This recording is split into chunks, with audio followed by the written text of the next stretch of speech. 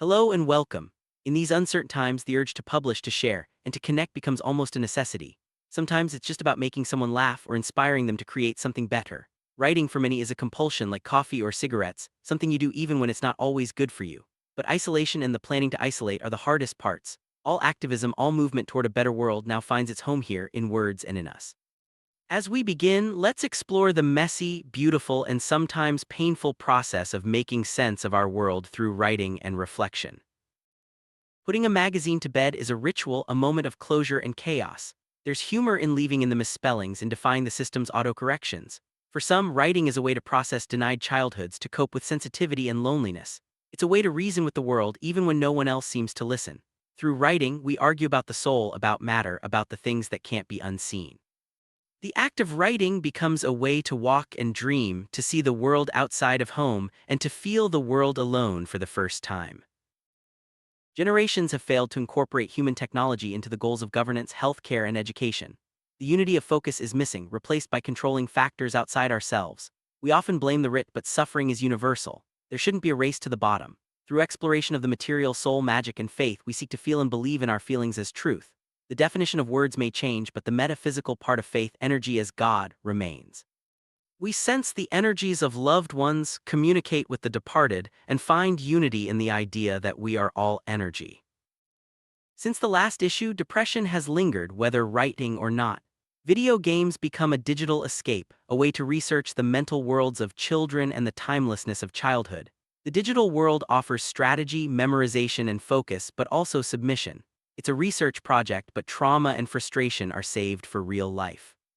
Through these escapes, we learn about ourselves, about the animal inside that seeks reward, and about the abstract muscles that can be applied anywhere, even in writing. The editorial desk is a mess, both literally and figuratively. As the magazine comes together, there's a sense of channeling surrealist eloquence, mixing sentiment with inspiration and sustenance. The process is chaotic, but it's also a space for signature, for capturing the instant. The beginning looks like the end, and the end looks like the beginning, a cycle of creation and reflection. COVID hits and the world grows dull. The wind and gray clouds bring silence and introspection. Technology, once a promise, becomes another source of frustration. The self is stored away, waiting for removal, like a pickle jar with roots that can't find enough soul or soil. The plan of self and the systems of global medicine seem to fail just when they're needed most. Yet in the darkness, awareness flickers and hope grows from need. As humans, we find pride in our creations, even as we refight old battles and search for meaning. The magazine's table of contents offers a glimpse into the diversity of voices and stories within. Letters to the editor, lessons, off-grid living, poetry, essays, and visual art all come together to form a tapestry of experience. Each section promises a unique perspective, from virus depression to the eye of the Black Lagoon, from thank you notes to essays on love and consciousness. Letters to the editor reveal a chorus of voices, each with their own concerns and hopes. Some write about economics and the need to stay ahead of technological change. Others reflect on the importance of following one's heart, of being filled with purpose and avoiding distractions. There's a call for free school, for equality, and for recognizing that debt is a form of slavery. These letters are a testament to the power of speaking up, even when few do. Sometimes the act of writing is interrupted by the world around us. A stranger sits too close, and the sense of danger and disease becomes palpable. The boundaries of personal space blur, and the writer is forced to confront vulnerability. In a twist, the next letter reveals the writer is now in the hospital, having been stabbed. The intention was to write about flowers, but life had other plans. These moments remind us of the fragility of safety and the unpredictability of life. Another letter laments the loss of comfort and security in the face of global banking and industrialization. Farmland is lost to concrete, chemicals seep into the soil, and the Amazon remains untouched. The lack of global environmental laws, parks, healthcare, and education is highlighted. The letter calls out the side effects of capitalism, the commodification of relationships, and the erosion of empathy.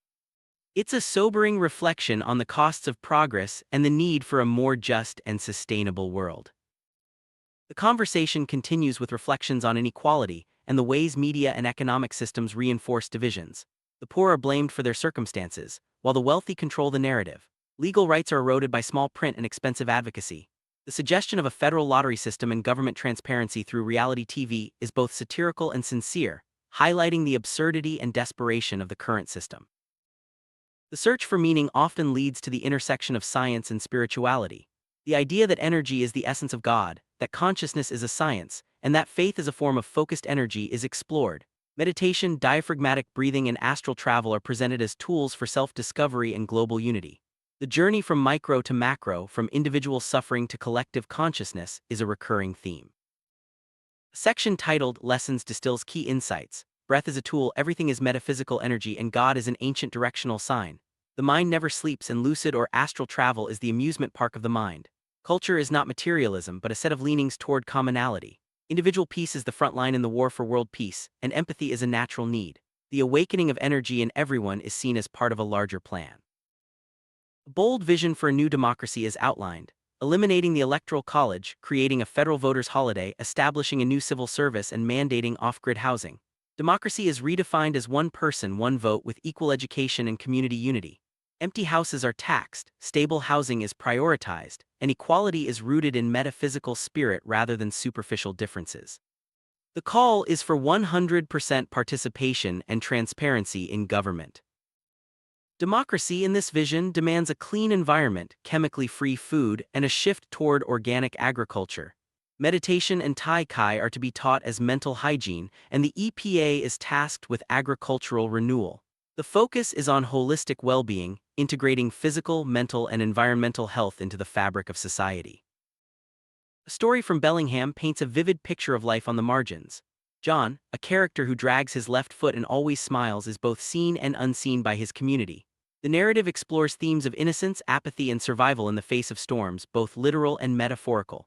The off-grid lifestyle becomes a symbol of resilience, as those who disconnected from the system survived when disaster struck. The narrative takes a dystopian turn, describing the use of sonic weapons in cell phones and the resulting chaos. The storm is both a natural disaster and a metaphor for societal breakdown. Those who went off-grid were spared while others perished. The story underscores the fragility of modern life and the importance of community and self-reliance. Living in poverty is described as a constant struggle, with every day a battle for survival. The system is rigged against the poor, with fees, fines, and legal barriers keeping them trapped. The right to protest is questioned, and the sense of uselessness becomes pervasive. Yet within this struggle there is a call for empathy, for recognizing the shared humanity that binds us all. Depression is explored as both a personal and societal phenomenon. Feelings are often denied or ignored, leading to a culture of emotional neglect. Poverty culture makes use of leftovers, and the ultimate sacrifice is seen in the children left behind. The search for meaning and love becomes a journey through trauma, growth, and self-discovery. Loving another is described as giving up self, a lesson learned through difficult relationships and abuse. The journey toward understanding love is fraught with pain, but also with moments of clarity and growth. The search for unity, for a common sense of energy, becomes a guiding principle. Depression is acknowledged, but so is the desire for balance and a world of stability and comfort. A poetic journey through Berlin explores the legacy of the wall, the scars it left, and the ways the city has transformed. The wall becomes a metaphor for the barriers we build between ourselves, both physically and emotionally. The East Side Gallery, a stretch of the wall turned into an open-air art space, symbolizes the power of art to heal and unite. Yet, questions remain about the true cost of progress and the dangers of unchecked capitalism. A heartfelt story recounts a childhood memory of receiving a box of food from a stranger. Despite a mother's rejection, the kindness of the woman who left the box on the porch is never forgotten. The story becomes a meditation on dignity, charity, and the ways we treat the poor. Humiliation and acquiescence are critiqued as cultural norms, and the need for unconditional respect is emphasized. Poetry offers a window to the soul, a way to process pain and longing. Tears must fall before we can truly see, and the craving for connection is both sweet and sorrowful. The desire to lay oneself bare, to be examined and understood, is universal. Through poetry, we confront the dark things within and seek healing. Is love a personal problem, or is it a natural biotechnology we have yet to understand? Love is described as a vibrational bioresonance, a focus and concentration of energy. The possibility of measuring love as a form of metaconsciousness is raised, suggesting that our connections are both physical and metaphysical. The world outside is often gray and gloomy, mirroring internal states. Television and material distractions offer little solace. Empathy and feeling are what create meaning, but suffering persists when we neglect practices like meditation and yoga. The struggle to find stability and flow is ongoing, but the pursuit of reason and connection remains vital. Small acts of kindness, a free meal, a shared glance become moments of connection in a world that often feels isolating. The underground community of readers and seekers finds solace in books and in each other. Even brief encounters can carry deep meaning, reminding us of our shared humanity. Attitude shapes experience, especially in times of hardship. Homelessness, unemployment, and depression are explored as both personal and societal challenges. The desire to create, to act, and to connect with others is a form of resistance against despair. Birthdays and personal milestones become opportunities for reflection and renewal.